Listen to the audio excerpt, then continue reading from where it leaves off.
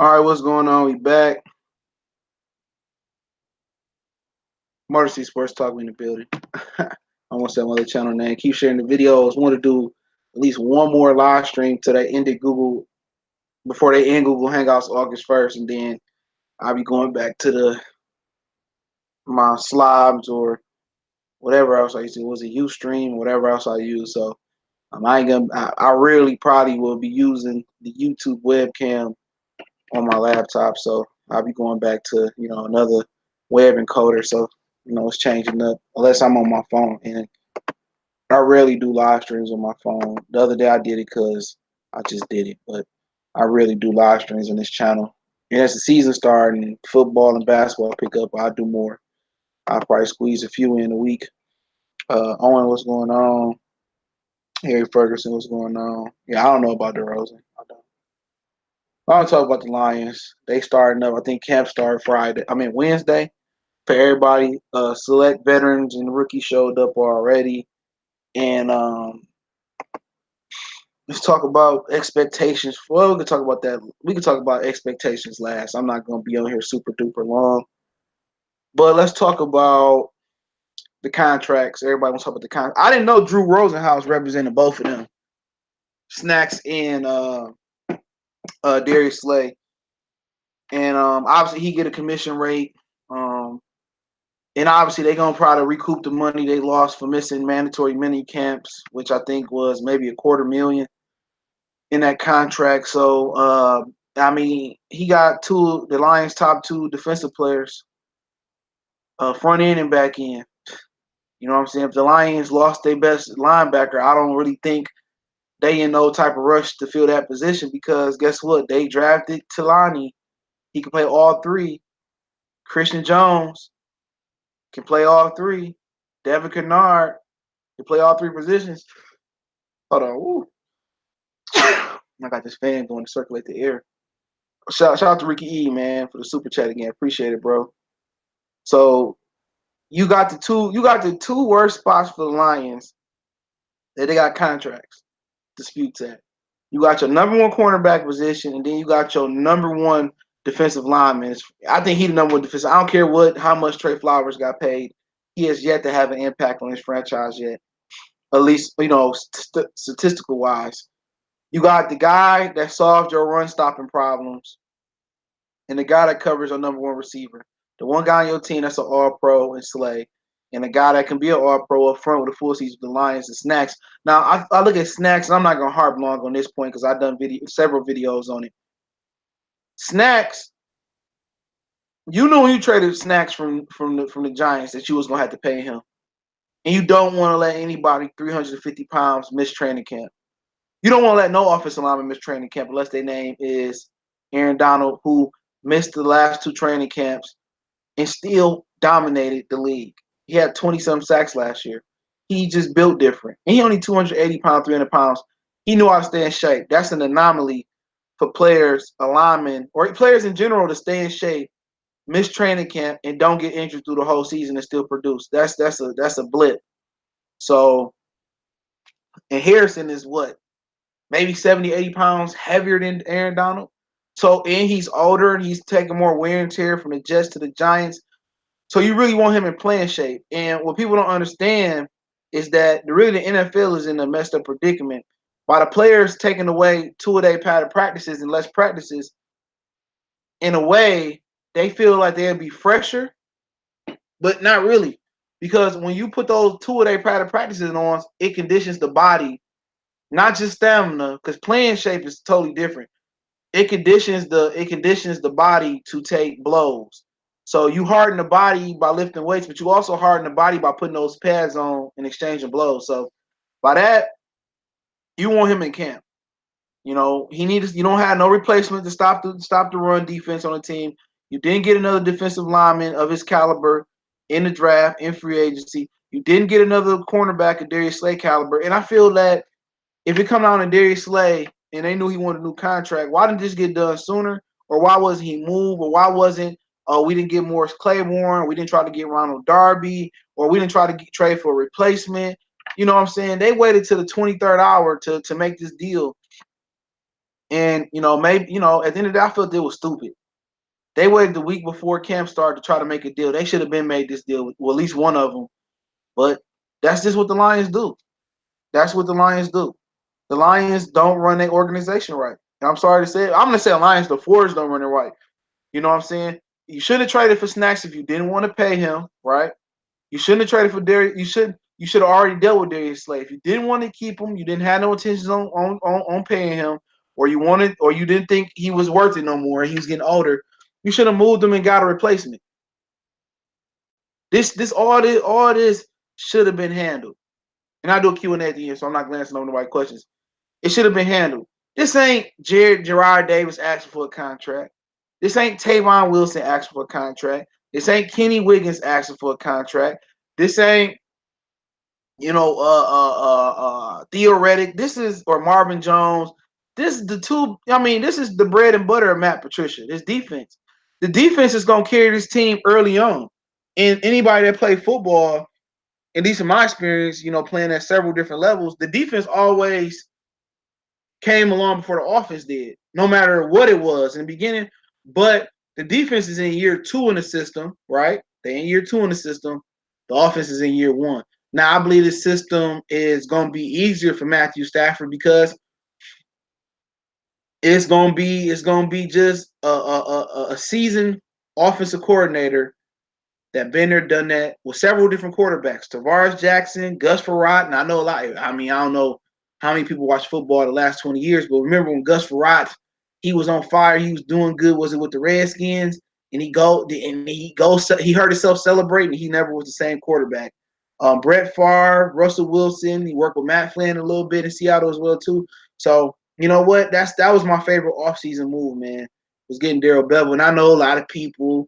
A lot of my boys, they say, oh, he should have ran it in the Super Bowl with Marshawn Lynch. Like, shit, I could have did a lot of things in my life. He made a mistake, or maybe it was ordered for them to do that play, so Marshawn Lynch didn't get the touchdown. But a lot of people made a lot of mistakes. Marty Mornhinweg took the win instead of taking the ball to Soldier Field when he was the head coach. So, we make mistakes, and it's not easy getting people to come to Detroit to play or to coach because people got a built-in stereotype about Detroit. And really, Detroit is straight. To be honest, like you ain't with you making 500,000 or millions of dollars, you're gonna be staying in the suburbs, Birmingham, Grosse Ile, shit.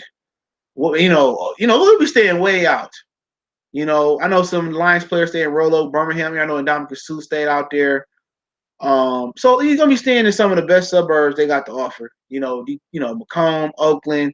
You ain't gonna be staying in, Detroit on 7 Mile, but everybody got their built-in, fake reality of Detroit. But the contracts got to be handled. Those are the 2 best defensive players, and pretty much a lot of things expected from Matt Patricia. Now, trying to talk about training camp, and I'm just gonna glance to see things. I do part 2, 3 training camp updates. Training camp, it ain't a ton of battles. Real talk. You got the right guard battle. Kenny Wiggins, Terrell Crosby, the rookie from Wisconsin name who I can't pronounce or nor remember. Also, you might have Crosby versus Rick Wagner at right tackle because Rick Wagner ain't been doing too good, but he in the contract season like Reggie Jackson. He probably gonna ball out and try to get a contract from here or somewhere else. Taylor Decker, he got one. He had this year on the. I think they got an option on him to pick up for $9 million. So he in flux. And also Jesse James and T.J. Hockenson. That's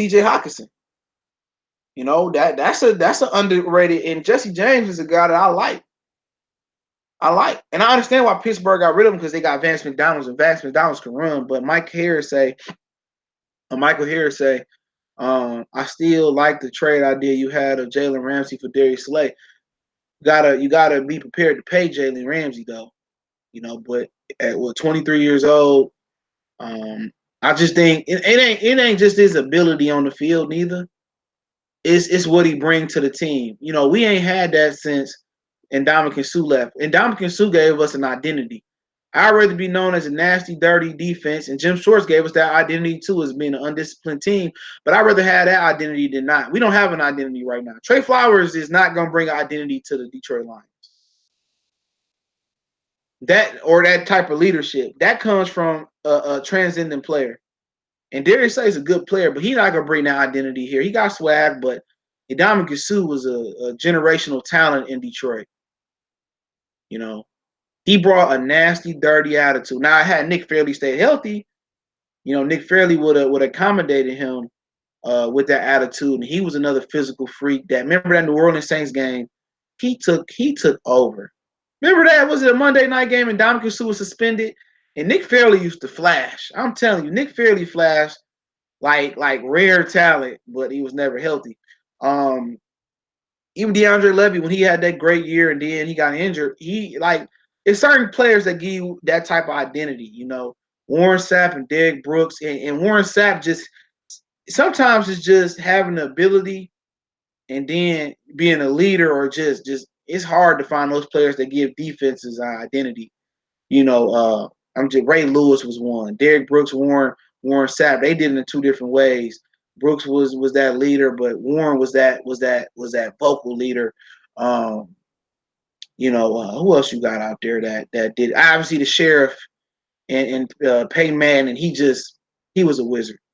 He think about being an executive, but he gave that Indianapolis Colts an identity.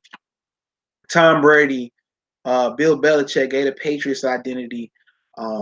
Aaron Donald, you know, when you actually look at what him and JJ Watt did, man, woof, you'd be like, damn, how they do that from known positions? Derek King 313 salute. You be man, real talk, man. You'll be looking at that. I look at Aaron Donald, man, and I look at Reggie Wright, John Randall, but Aaron and Warren. But what Aaron Donald and JJ Redick was doing, man, 3-4 defense from the left end position. JJ Redick was getting 20 sacks. Do you know how impossible that is to do? That shit is impossible, bro. Aaron Donald from the 3 technique had, 22 and a half sacks last year? Not the defensive end position. From up the middle. That shit is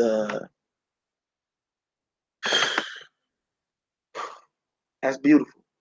We could have had Aaron Donald. But back on cold.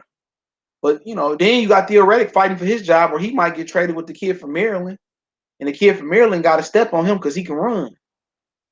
You know, and if he can catch and run between the tackles, he can run outside the tackles. Theo Riddick probably gonna be traded, or he probably gonna be cut. Zach Zenner might be a practice squad guy.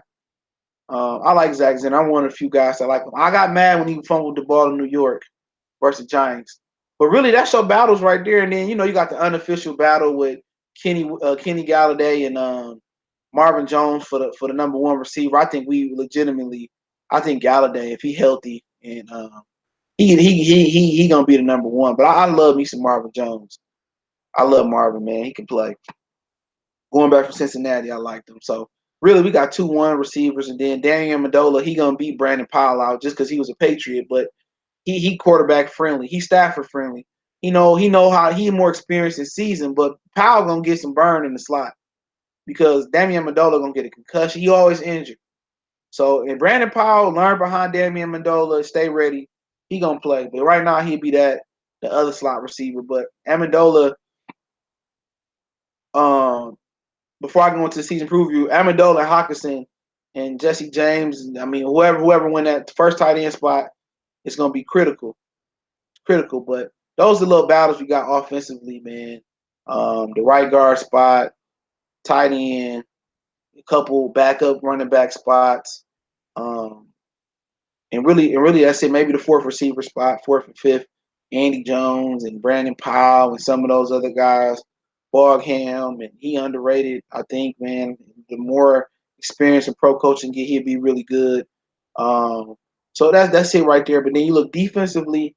I see Talani's taking Jerry Davis' spot. You know, I really can't. I don't think that's gonna happen in camp. I think he stay healthy through the season. He just you'll slowly see it. He may not be named a starter, but if you look at the stats, you're gonna see him more and more on the field at that middle linebacker spot. Christian Jones, he probably entrenched over there. Devin Kennard, he gonna be, depending on what formation they is. They in the 3-4-4-3. He gonna be flexing from in the linebacker. He can slide inside some plays. Nickel situations, he can still stay out there, hand in the dirt, stay out there, cover a little bit. So he more of this utility guy. Deshaun Hand, he gonna be, the three technique, going to the end position, 3-4-4-3, whatever they running. Snacks gonna still be that run stopper. Trey Flowers is still gonna be at that end position, but he can play on the inside too. He can play all over the line. Him and Hand next to each other, outside of each other, inside, outside. The versatility the Lions got up front is crazy. Romeo? Yeah, Eli Harrell went to the Buffalo Bills. Romeo Rockwell, he had 6 sacks last year. Was he six? He ever had 7 or 6. He either the second. First in sacks was shit. I said this shit yesterday. Second was Devon Kennard was 7-7, and I'm trying to think who was first in sacks last year. They had 7.5. I can't remember who was first. Kind of blew my mind for a minute. Somebody was first. I can't remember. Somebody was first in sacks last. It wasn't Ziggy. Ziggy only had 4. Eli was down there. Snacks had 3.5. I can remember all that shit, but who had first? Man, whoever the hell was. I'm gonna look it up real quick, man. I'm gonna get to the comment section. Let me see. I think it was Jelani. It was his shoulder too, wasn't it? Yeah, I'm gonna look it up.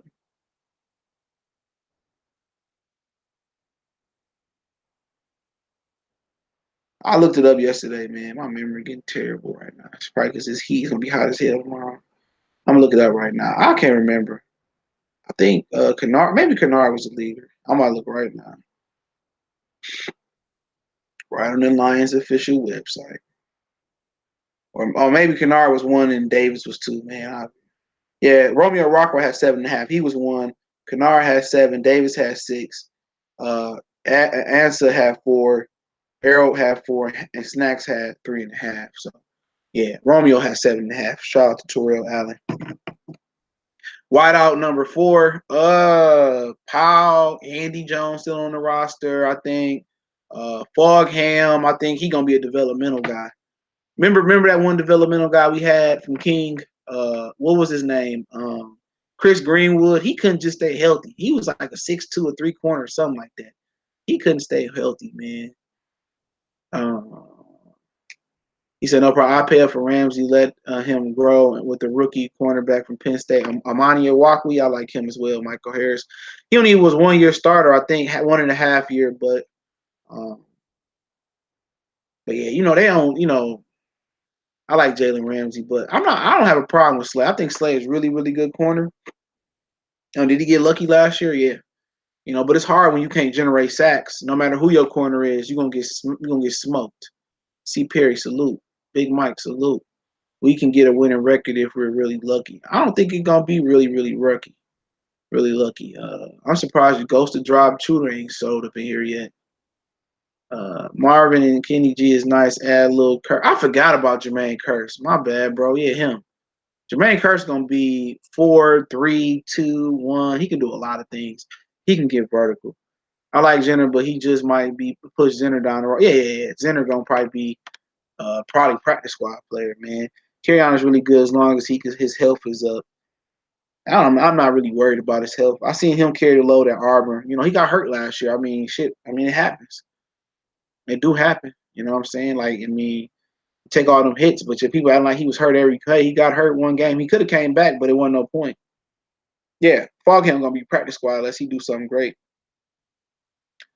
Safety position is solid with Diggs and Walker. You gotta see what Walker do. I like Walker. You gotta see what Walker do, but defensively wise, Tavon will probably be the third of safety, and then you got the kid from Tampa. He can't tackle for shit though, but maybe he get better tackling. Darius Slay, number 2 position, competition. Tracy Walker might have some competition a little bit at corner with Tavon and the dude from Tampa. Don't anoint Tracy Walker just yet. He might have some competition. Number 2 corner spot be a comp.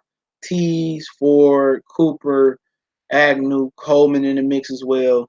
I like Michael Ford to win that position. I said that before. I don't need to another video. I like Ford. I like Coleman to stay on the inside. I like Agnew for the dime. Um, I think Agnew will get better. Everybody got, Agnew getting smoked. It's learning curves. The cornerback position is tough. It's a lot of technique. He came from San Diego University. Speed of the game, technique, and that inside the nickel corner is perhaps one of the tougher positions to play in the NFL today.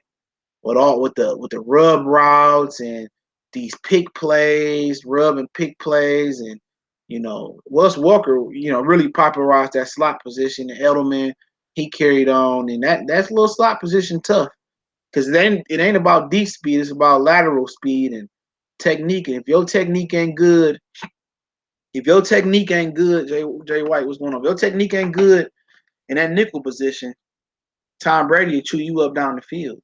So that's an important position. Coleman was probably, if he good as they say he is, and I don't know how good he is, because I ain't watched him. But if he good, that's money well spent because you lock down the nickel, you lock down Slay spot, and I think Michael Ford is gonna win it. He should win it. Hopefully, Michael Ford been working hard. He still got a chip on his shoulder because he can get a contract soon. He go out there and be a Pro Bowler, he might get paid, depending on what he signed for this season. But number 2 cornerback position, I think any of the linebacker spots is free game for Talani if he want to get in. But I'm just saying he's gonna start off as a joker type of guy, a wild guy. I mean, he gonna be spell in for the middle, the outside, and then I wonder is not Tease Tabor, but is Killebrew gonna crack the rotation this year at linebacker? A lot of y'all, I don't know if y'all know he moved to linebacker. But pretty much that's it. There ain't a lot of competition on this team. I think relatively that's a good thing. That's a bad thing. You got the rookie from Boston College too. He's gonna be more of a special teams to safety, but I think that necessarily is a good and a bad thing. That could be a sign of lack of depth, or maybe the top end talent getting better. So I'm not really sure if that's really, really good or really, really good bad. But I think the Lions got more depth than when Millen was here, and I believe they getting more depth than when Mayhew was here. So I think last year's draft was about depth and getting better on special teams, and I definitely do think Bob Quinn did do that. He got better. He got better. He got better on depth, and I think now probably with another year's draft, maybe next year or after next year, now you can start trading up and taking chances. So we'll see what he do. He's some competition on the field, man. Austin Bryant, shout out to you from Clemson. He need to get his physical strength up. He just him and a rookie from Arizona. They just too fucking weak. You know what I'm saying? They got to get stronger. And being in the NFL, and Will Harris is his name. Shout out to him. I like Will Harris. He fast and he can hit. He gonna be a problem on special teams early on. But if Tease Tabor come back and win the job, I'm not mad. I just wasn't a fan. When I seen him run 4.71, I said, oh man, no. But the expectations this season is definitely above 4 games. If they win 4 games, I think Martha might get on her cart, tell them to bring the cart inside in Allen Park and just go to everybody's locker and fire their ass. I really do. I think she might get a little mini cart or get a wheelchair or one of them power little scooters from Myers, and she might roll up in that motherfucker just firing people. They win 4 games this year, man. And like I said, I'm not predicting no schedules because it's a week by week thing. But if they win 4 games this year, man, and Martha don't fire them, man, I don't even know what to say. We got a 4th place schedule. Preseason, Patriots here, Texans, we in Houston, Bills here, Browns, Cleveland. We play Arizona week 1, rookie quarterback Kyler Murray. Play Chargers at home. We open up. Our home opener week 2. Philly. We in Philly. At least it won't be snowing in Philly that week, and we'll see what they do. They got a lot of firepower in Philly. Kansas City come here. That's the 1, 2, 3, 4th game. So your boy could be suspended, Tyreek Hill. Then I think it's a bye. And then Monday night game with Green Bay or Sunday night, 1 or 2, Green Bay. I think it's a Sunday. And then we at Green Bay. Minnesota come here. The Giants come here. I think I want to see Saquon. Then we go out to Oakland. Then the Bears. We go to Chicago November 10th. Then another big game. Dallas coming here. That'd be a big one. Then we go to DC, Washington, Keenum or Dwayne Haskins. Then the Bears come here for Thanksgiving again. Then we go to Minnesota. Then Tampa come here. I think Tampa might be an underrated team this year. Tampa got Bruce Arians. I love Bruce Arians as a coach. Then we go to Denver in the fucking snow probably. It is what it is. We practice outside in the snow anyway. And then we finish up at home with Green Bay. So yeah, man. So it'll be interesting, man. But um, just looking at the expectations, man, I start off with the defense. Special teams, I expect nothing but platinum status. Um, Agnew, Agnew, Agnew, Sam Martin, Prater. Yeah, I expect special teams to be great. Um, Defense, I expect defense to be really, really great this year. I think Patricia is a good mind. Pascaloni is a figurehead. He just getting a check. They just call him defensive coordinator, but Patricia's really the coordinator. And I expect a more disciplined, a faster defense because they know what to expect. And I expect the defense to be at least top 10. I do. But the real wild card is going to be offense. Every year for the last 20 when did Barry retire? 99. So I think 99. So since James Stewart first year here, where he cracked 1,000 coming from Jacksonville, I believe it was. We've been asking for a running game. May have been Kevin Smith, Kevin Jones, Javid Best, whoever been a running back. We've been Reggie Bush, Joy Bill. We've been asking for consistent run game. So you bring in a offensive coordinator that's run dominant, that know how to run the ball, traps, whams, powers, stretches. You name it, he can run the ball. So C.J. Anderson, Kerryon Johnson, can they carry the load? Can they run the ball effectively? Can they give Stafford that assistant between the tackles? And basically, what they're gonna do is, according to Bevel, they're gonna run the ball and they're gonna stretch the field and go down the field. So, um, if they can do that, that's cool. But it's very important for them to control the middle of the field. Now, Pro Football Focus, they did a segment on this about a couple months ago. How good is Matthew Stafford throwing the ball over the middle of the field? How good is he? That's the question because we never found out. Um, Maybe Scott Linehan's just never ticked, and we see in Dallas, he wasn't nothing in Dallas. Joe Lombardi, he couldn't figure it out. Scott, and Jim Bob Cooter couldn't figure it out. So really, really is how I don't even think it's just the offensive line. I agree. That's we're gonna get there. But if they can run the ball, that's gonna help the offensive line out too. And obviously the line make holes, but I seen piss poor rated offensive lines run the ball better than Lions have historically. The Bengals a couple years ago, or maybe was it last year or the year after last? They ran the ball pretty good with Giovanni Bernard and a few of the guys over there, and they offensive line was didn't rate that good, but they knew how to run the ball, and it basically it kind of remind you of, make a basketball analogy. Um, it used to be like this when I was coming up watching basketball in the '90s. When you will warm up layups, mid range elbow jumpers, and then you work your way out to the 3-point line. Obviously now these guys like Steph Curry warming up from three, but kind of in football, it's the same analogy. You warm the offense up by letting the offensive line up, by letting the offensive line go forward. Linemen like to go forward. Linemen don't want to go backwards. 300 pounds of nothing is really not good going backwards. Linemen want to go forward. They want to impose their will. They want to be role graders. They want to create chaos and wreak havoc and get to the linebackers and get their hands on the DBs coming in the box. That's what linemen want to do.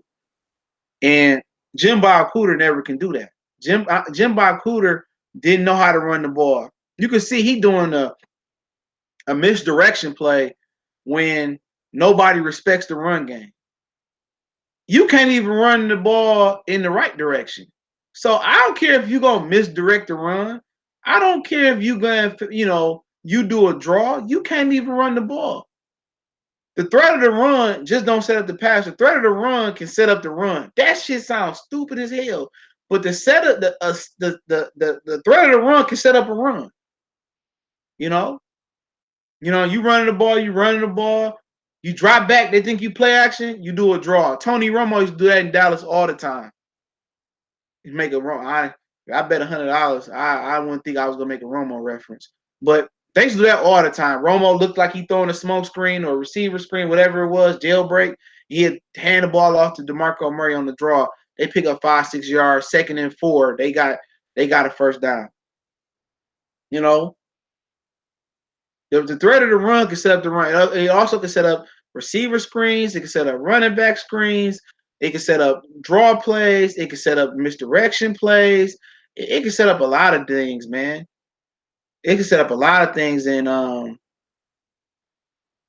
so with the Lions, the run game is always going to be our first sticking point with the offense. If they can run the ball, play action. If Stafford can get 8 men in a box, he ain't seen an 8-man box since he played in Georgia. If he can get guys to sneak in the box, or he can get guys to respect that run and stop the run, you got a good route runner in Amendola, and I get to Amendola and Hockenson combination, or James, and you got a good guy that can run underneath. Ross is getting better in Galladay. You got Galladay that can run the deep routes, the posts. I like to see him run double moves, post corners. I like to see more of those, especially with the threat of the run. He can run the slants, the digs, the option routes, the deep out, the out routes, the zig routes, the slants, the crossing routes, I said slants, the shallow crossing routes, shallow drag routes. And you got Marvin Jones that can run those deep routes, the deep end, the deep post, the corner routes. He can run underneath a little bit too. He can run the slant routes. He can take he another guy that can take a 5-yard slant and go 20, 30, 40 yards. So the run game gonna be real. This nigga over here shaking. My dog, I don't know what he be dreaming about. Miles. Make sure he be in a doggy nightmare, man. He must have had a long day. Come here, boy. Come here, boy. Come here. Come here. Ooh, what you for? Tell everybody what's up. Tell them what's up. Tell them to get your lion collar, bro. No, I'm here, not here to massage. Get. Oh, yeah. He's sitting back down. He said Amendola wants to pass 400 yards in a pair of TDs. It's beyond me why everyone is so high on him. If he don't surpass that, it's going to be because of injury. Amendola, I'm going to get to Amendola. Let me get to Amendola then. I ask questions real quick. Amendola is key. Amendola is key because the middle of the field. Amendola key is because the middle of the field. That's what's key about it. Because historically, if it was by design, the Lions, Stafford hasn't had a middle of the field target, let alone 2. So when it was Pettigrew, he didn't trust him. He dropped balls that he should have caught. He caught balls that he should have dropped. When it was Ebron, Ebron just wasn't a good fit for the offense. Ebron with Indianapolis, and I watched a lot of their games because I had Jack Doyle before he got injured a lot, and obviously then Eric Ebron went off, and I had Andrew Luck and T.Y. Hilton a lot, and I could go and take. Give me a minute. I had. I'm gonna get to that point in a minute, and I had those guys in fantasy. I played FanDuel, and Ebron got vertical wheels, seam routes, comeback routes, corner route. Everything they did with Ebron was predominantly vertical, and that's what Ebron is a threat is going vertical. The Lions were trying to get him the crossing routes and the little post in the middle. They never played to a strength. They tried to fit a square peg in a round hole, and that wasn't Ebron. Now Golden Tate, that's by That's by Jim Bob Cooter design. He didn't utilize Golden Tate the way he should. You know, Golden Tate should have been way more of a threat in that slot over in the middle of the field, but he wasn't. He was pretty good in this slot. Don't get me wrong, he was a really good player, but Jim Bob Cooter offense never really let him do what he needed to do in that slot. You know, he didn't have he wasn't doing what Welker was doing, or he wasn't doing what Amendola was doing. You know, a little bit in New England or a little bit in Miami. A lot of shit what Golden Tate was doing was really really good, but he didn't have a partner in crime to control the middle of the field. And Ebron and him was supposed to control the middle of the field, but then teams, and what I'm getting at, teams can key in on Golden Tate, so they would bracket him.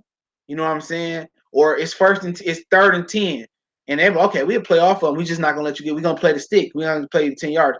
But with Amendola and Hockenson or Jesse James now, he said Ebron still tied for league leading drop, but he was a Pro Bowler. He was a Pro Bowler.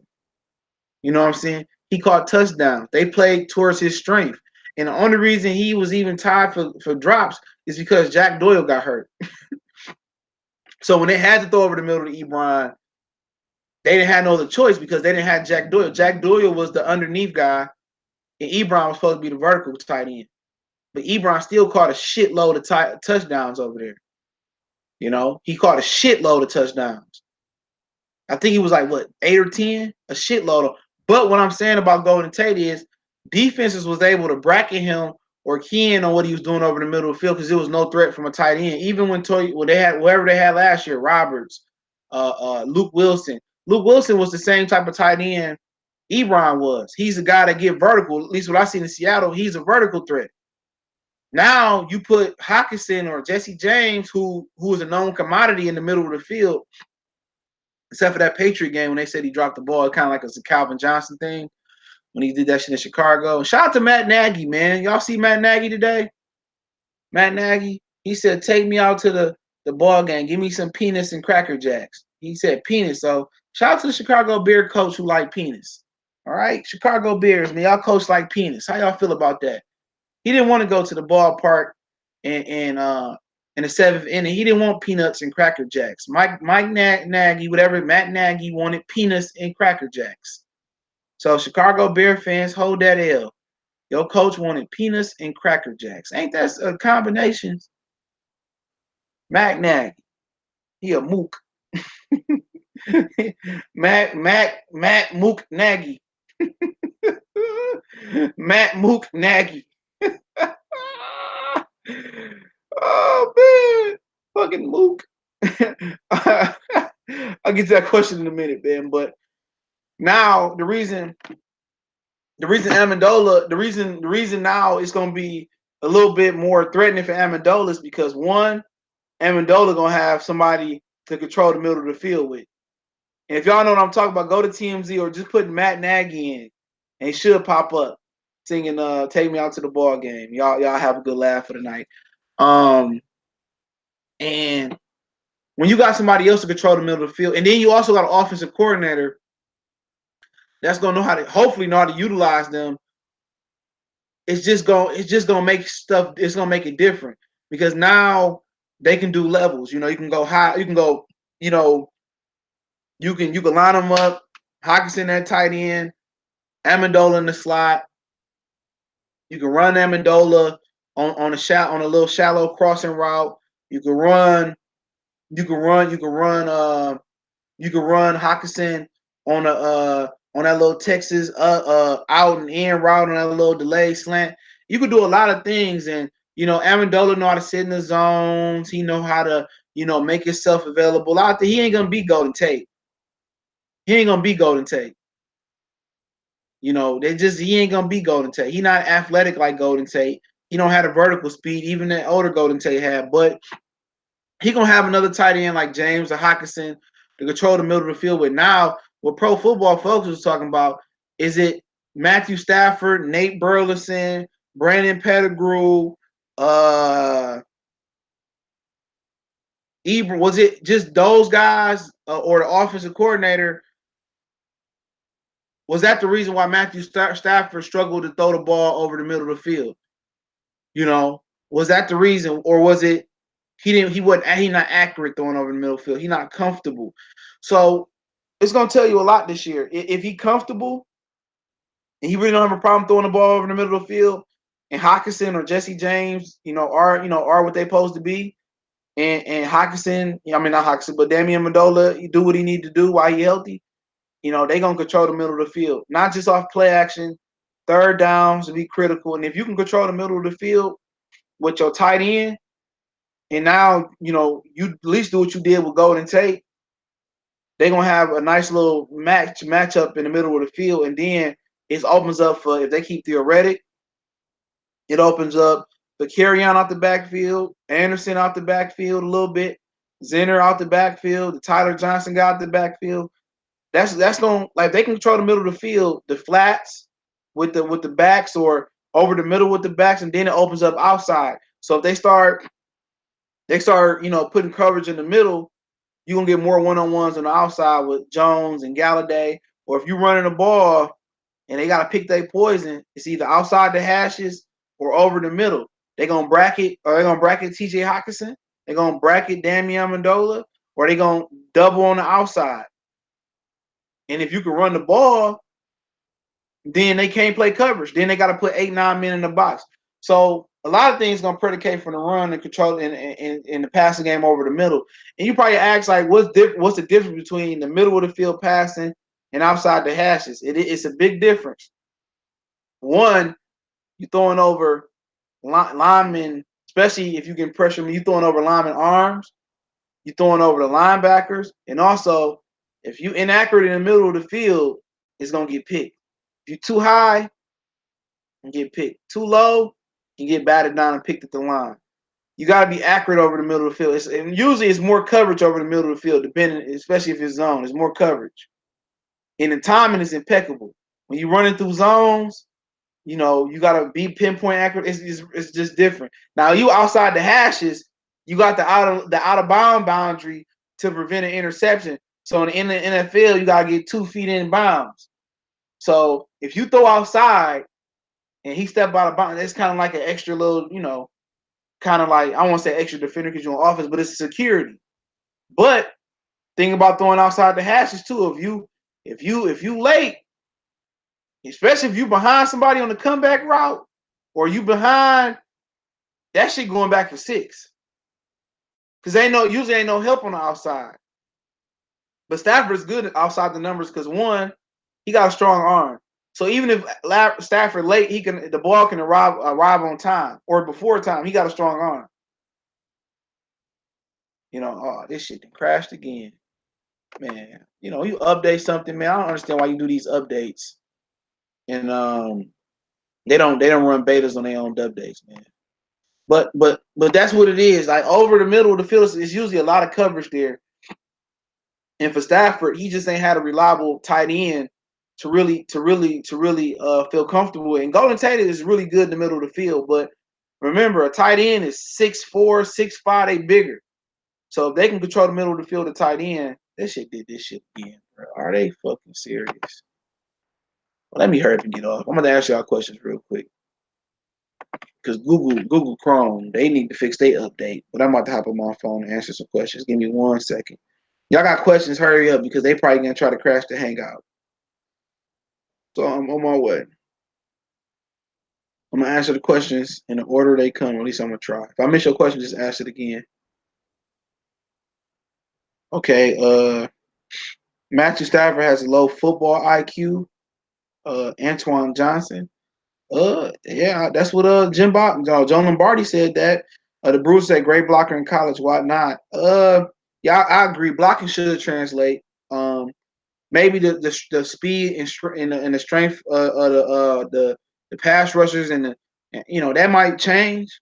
It is an adjustment period, so hopefully that adjustment period clears in training camp and it clears in preseason. But 1 + 1 ain't always equal 2 when you talking about college going to pro. The Bruiser said, "Well, I will on 30-something wide receiver who couldn't put up numbers with the GOAT.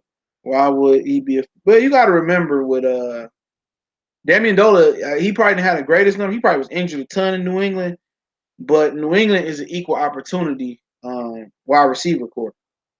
You know what I'm saying? You know, it is. They don't just abuse one receiver. They spread it out unless they got a Randy over there. Usually, if you ain't Edelman or Wes Welker, usually they don't abuse you or not James White. But I get what you're saying. But I think he while he healthy, he'd be nice for Matthew Stafford. I don't expect him to come in and be Golden Tate or be an elite receiver, but I expect him to get him a target, in the slot. But I eventually think Powell will take over because of health issues. He said, "Old school warrior, what's going on? Is will the Lions miss Michael Roberts?" He said, "A big question. No, they will not." I like Mike Roberts. It's just he couldn't. I don't know. I like Mike Roberts coming out to Toledo. You know, it wouldn't have mattered if we took him or Kareem Hunt. Now, Kareem Hunt got in trouble. Golden Tate game, it was fire. He could do it all. Problem with Stafford wouldn't read the field and hold on to the ball forever. The reason why is because they were probably, I don't know this for sure, but they probably was doubling Golden Tate. And Golden Tate probably, I mean, a lot of this shit got to fall on Jim Bob Cooter, bro. You know what I'm saying? His number one read probably was another receiver. We'll see this year, man. A lot of this shit got to ride on fucking Jim Bob Cooter and his sorry ass offense, in my opinion. And probably Stafford was shell shocked. He was probably shell shocked. Man, I don't know what offense Jim Bob Cooter ran. That shit was confusing. It was it West Coast? Was it East Coast? Was it far East Coast? I don't know what it was. I don't know what it was.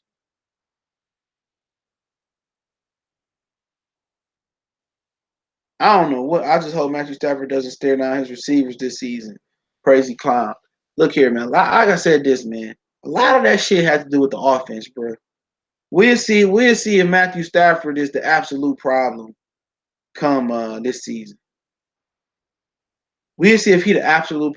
I just thought about it. I do think he's a tremendous quarterback. He got his flaws, but really, man, look what Scott Linehan did in Dallas. Didn't they get rid of him or demote him or something? We'll see what he do with old boy this year. Now, I'm willing to give him a clean slate, but like I said before, after 10 years of failure, they should be looking to move on. But we'll see. They got a respectable offensive coordinator. No excuses. The Bruiser said, "Who will be our best defensive player this year, not including Slayer, Snacks, and who will be the weakest link?" The best defender? That's a good one. It should be Trey Flowers for what he getting paid, but I'll give you a few. I'll give you a few. I'm gonna give you Trey Flowers, Deshaun Hand, Quadre Diggs. Not no, I think those three will probably be in contention. My dark horse is gonna be two guys, Michael Ford and Talani. I think Talani. So I think it's gonna be three vets, but I gave you dark horse. So the weakest link,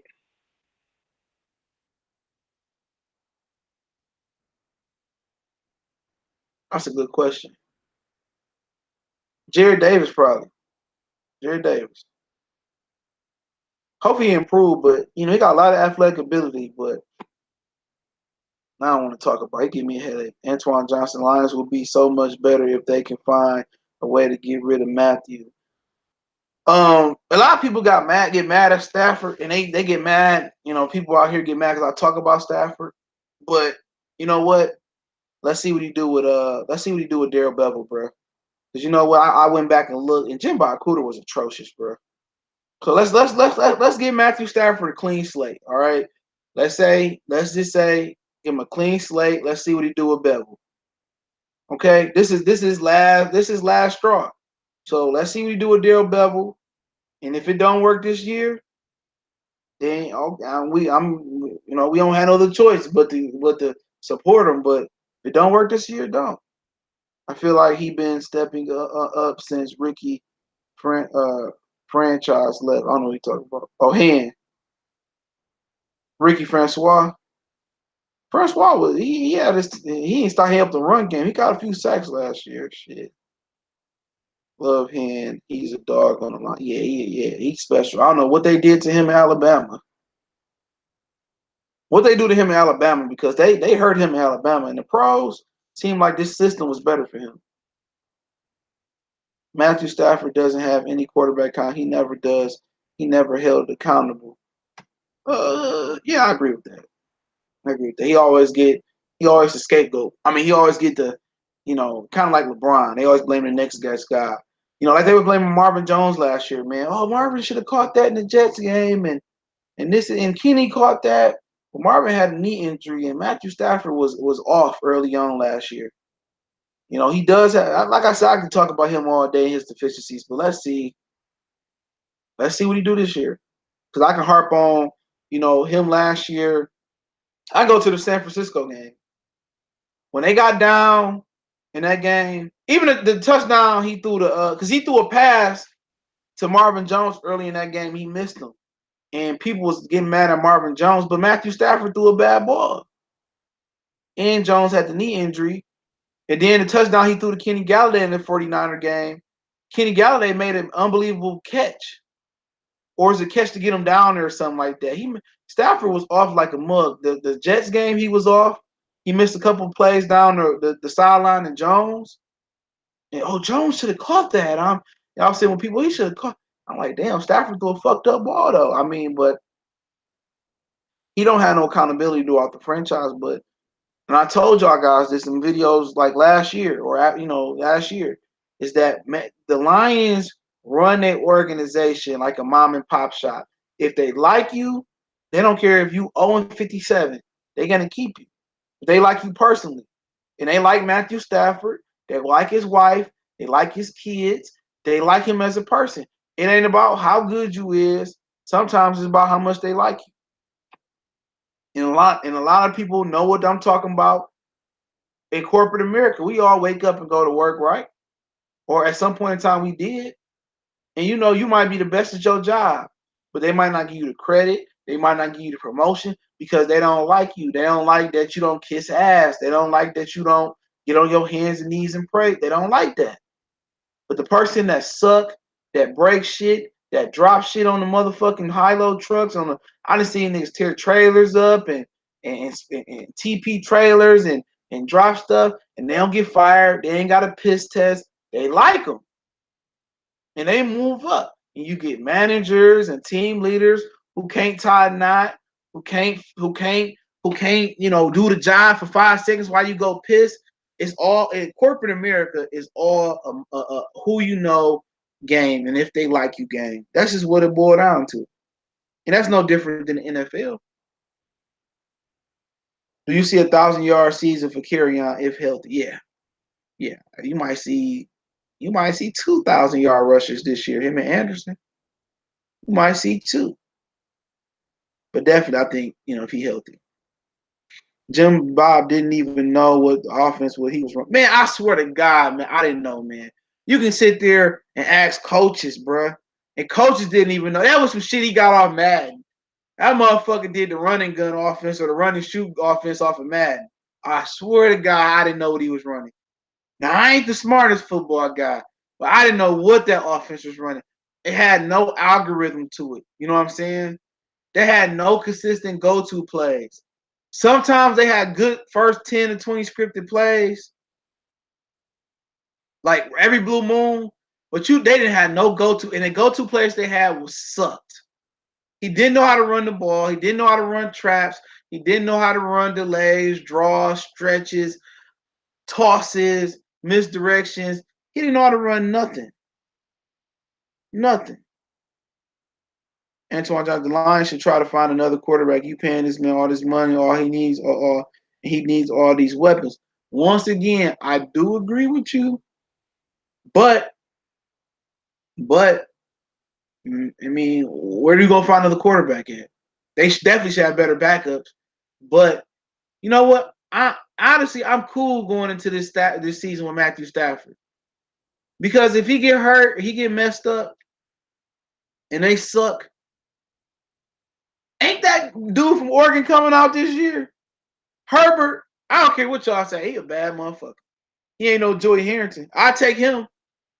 As a matter of fact, they want to keep Stafford next year, and he get hurt next year or 2 years. No, was it Tua come out this year or next year? They can suck for the next 2 or 3 years. All I care from the quarterback position. They go 0-16, 2-14. We get Herbert. They can suck next year, and they can suck the following year. I can get that kid from Clemson or Tua. I suck. I suck. I'm willing to suck the next few years. I've been struggling with the Lions since 1990. I'm willing to suck to get that dude from Clemson or Oregon. I'm willing to suck. I'm willing to suck for them two. Real shit. I'm willing to be garbage. I'm willing to be garbage this year.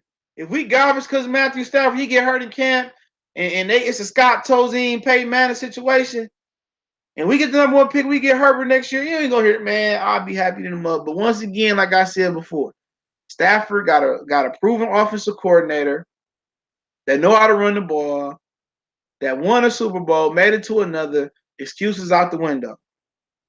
Okay, the excuses out the window. It's out the window. So let's give him a clean slate. All right. Right now, you can't do nothing about it. You know what I'm saying? If you got a mandatory 10 at work, complaining, ain't gonna do nothing about it. You can walk out, be a Browns fan. You can walk out, be a Bears fan. You can walk out, be a Packers fan. You can walk out your job and figure out how to pay your rent another way. You know, ain't nobody gonna hold you here. But you know what? We stuck with him for this year, and let's see what he do. What if he come out and ball this year? What if he do? What if Jim Bob Cooter was holding him back? He come out, he get a functional offense, and he ball out. We all be loving him, right? I told you Matt Stafford was good, and so let's give him a chance this year. We don't have no choice but to give him a chance. They got a coordinator. They brought another running back. It ain't pretty much nothing we can do but give him a chance, or not be fans, because we know the majority of us gonna go down there. A lot of y'all gonna go down there. I'm gonna go down there. I got the games I'm going to.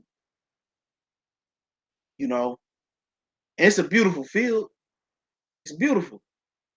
Little Caesars Arena is beautiful. Comerica is beautiful. Really, really beautiful. Like Little Caesars, man, I've been all through there. It's a beautiful arena. I love Little Caesars. I've been to the top, yep. I've been to the gondola. Yeah, I've been all the way top where you can watch the man, that shit's scary up there. I ain't gonna lie. That's a great stadium though. Okay, Talani over under 70 tackles. I don't really know because of the health, or if he gonna start, I'm gonna say he get just under that.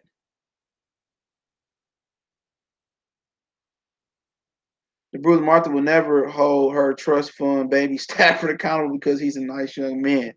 Yeah, I said that. Detroit Lions 8-8, and I'm being nice.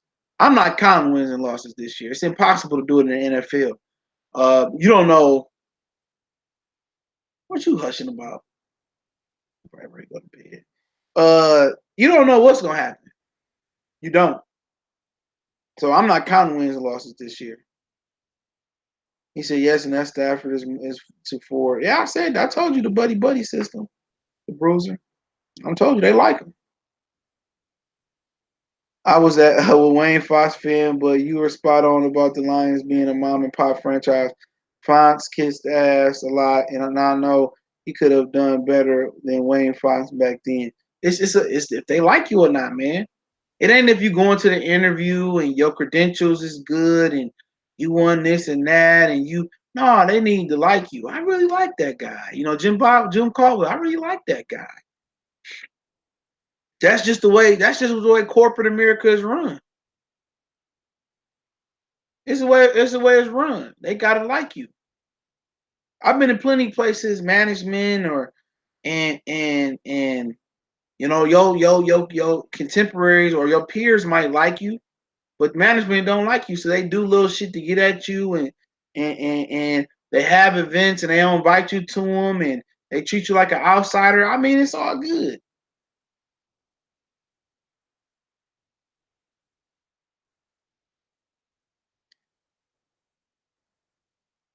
Let me see. Steven Tiger say, if we just put money into defense and the offensive line and get an average quarterback like like Matthew Stafford without paying a lot, he's an MVP or playoff winning quarterback.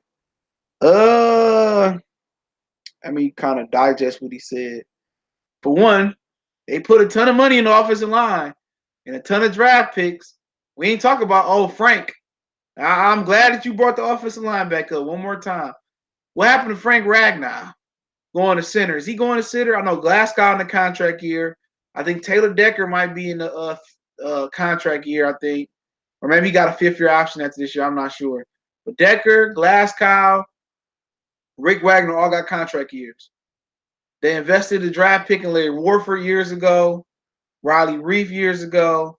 They both on different teams, doing pretty good, especially Warford. He down there in New Orleans. You know, we drafted a early round third or fourth in Glasgow. He been okay, solid. Taylor Decker was exceptional at first until he hurt his shoulder. Ragnow, we drafted a center to play him at left guard. Rick Wagner came from Baltimore. He was just straight garbage. And who was that right guard? Oh, and TJ Lang was just old. So they invested in money and draft picks in the offensive line. It just looks like somebody named somebody named Bob Quinn didn't evaluate great enough. If they don't get 8 wins to 10 wins, it's time to go Stafford. Shit, I said it's time to go for Bob Quinn. If they don't get 8 wins, he should be fired. And I think he got a vision, but that's just my opinion. If they don't get 8 wins, I mean Patricia should be fired too. You know, but hey, it is what it is. Matt Millen should have never fired Gary Moeller. You ain't fucking lying. He was a Michigan coach at one point in time. I remember that. They went 8-8. He fired Gary Moeller and hired his boy. Was it Morningweg at the time he hired? Yeah, Gary Moeller was a hell of a coach. That was a great coaching job he did back in the day. He got rid of Gary Moeller for no fucking reason. Matt Millen was an idiot. Matt Millen was an idiot. You hear, when he's about to die before he got a heart transplant, and he was talking about how his team had advised him of drafting DeMarcus Lawrence, and he knew how Charles Rogers was a bad draft pick. Guess who his team was? His team was Martin Mayhew and Tom Lewine. They went 0-16, and Martin Mayhew and Tom Lewine, I believe they got promotions. That should tell you everything about the Fords you need to know. They went 0-16. They didn't clean house. They didn't get the vacuum and the broom and the mops and the push brooms. They didn't call, the cleaning crew to clean and strip everything and everything brand new. They didn't come back with new jerseys that year, everything. No, they gave Mayhew a promotion. He was like, well, I told Matt Miller not to do this, and I told him not to. Mayhew finessed his way into a promotion. After 0-16, I like for brothers to get jobs.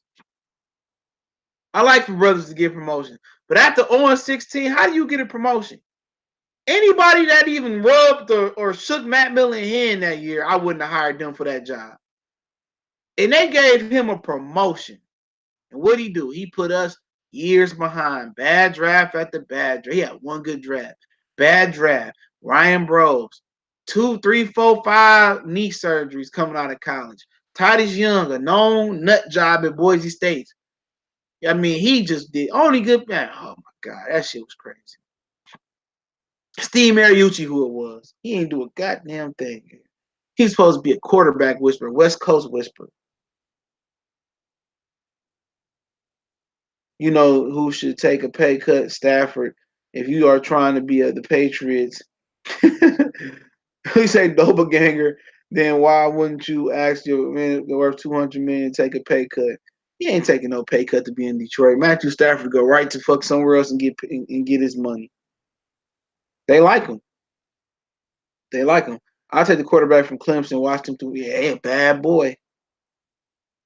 Stafford, I'm sorry, Stafford will not ever take a pay cut. If he do, he'll sit out the whole season. He doesn't care. He need that check like we need reparations check. Yeah, Stafford ain't nobody taking no pay cut to be in Detroit. Y'all do know. That's why Ndamukong Suh left. Ndamukong Suh wanted a certain amount of money to stay in Detroit, and he took less to go to Miami. He took less. He was upcharging Detroit the most, I believe. He actually got higher offers than Miami. He said people were willing to pay him more, but he wanted to go to Miami. Plus, ain't no state taxes in Florida, but they make that up in other ways. Yeah, I didn't understand why Ragnow didn't start a center when the best center in college, the Lions way, I guess. Yep. it's just crap to me. The Bruisers say that this guy collects so much money, and virtually every season he's given all these weapons and shows no improvement in his game. Spoiled brat syndrome. Yeah. Oh, he don't have an offensive line or this or that. We'll see this year. He got a functional coordinator. If you want to use the fact that Jim Bob Cooter, Joe Lombardi, and Scott Linehan wasn't functional coordinators, I'll bail them out. They call me a Stafford hater, but I just state the facts. He said Sue didn't like the renters in Detroit. Who do? Who want to rent a house in Detroit? That's hard. Now the suburbs, yeah, I'm not real particular about the suburb, but in Detroit, it's tough. But Matthew Stafford still got a ton. I mean, and Ndamukong Suh still got a ton of properties here. Yep, the complex that he live in, one of the guys I know, he lives in the same complex, and one of his female friends almost ran Ndamukong Suh over at night. He used to be at the Royal Oak LA Fitness hooping all the time. They little signature club right there off of 696 by the zoo. Yep. Yep, he used to be hooping there all the time. But yeah, man. Hopefully I do some more. I'm gonna definitely do some more streams when the season start back up. So even through training camp, I'm gonna try to do a stream a week. Pontiac Ray, C Tiger, I respect what you do. I'm glad you see your channel. Keep doing what you're doing. Appreciate it, man. But I'm about to go ahead and tap out of here. He said, no, downtown is fine. All southeast Michigan has plenty of fine cities. Yeah, it do. You do. But you got it's tough running in Detroit. Trust me. It's tough.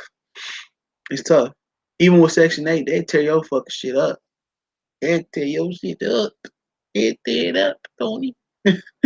He said Jim Bob Cooter didn't let Stafford open. He threw more check down passes into him. That was Jim Caldwell thing. Vash, I appreciate it. That was Jim Caldwell thing. Jim Caldwell tried to make him a game manager. Slay should got paid and Snack should been paid, but we stay cheating quality talent. They're the top two players, man. On the team. So we'll see what's going on. I didn't like Sue personal fouls that cost us games. A lot of that shit was contagious. Anquan Bolden caught a personal foul in the playoff game, but you know what? He gave us an identity. We was tough. That motherfucker. Jay Cutler was scared shitless of Matthew Stafford, bro. I mean of Ndamukong Suh. Jay Cutler used to shit himself. I'm telling you, he probably had a diaper on. He probably shit himself. But yeah, I appreciate everybody for tapping in. Share the videos. We go.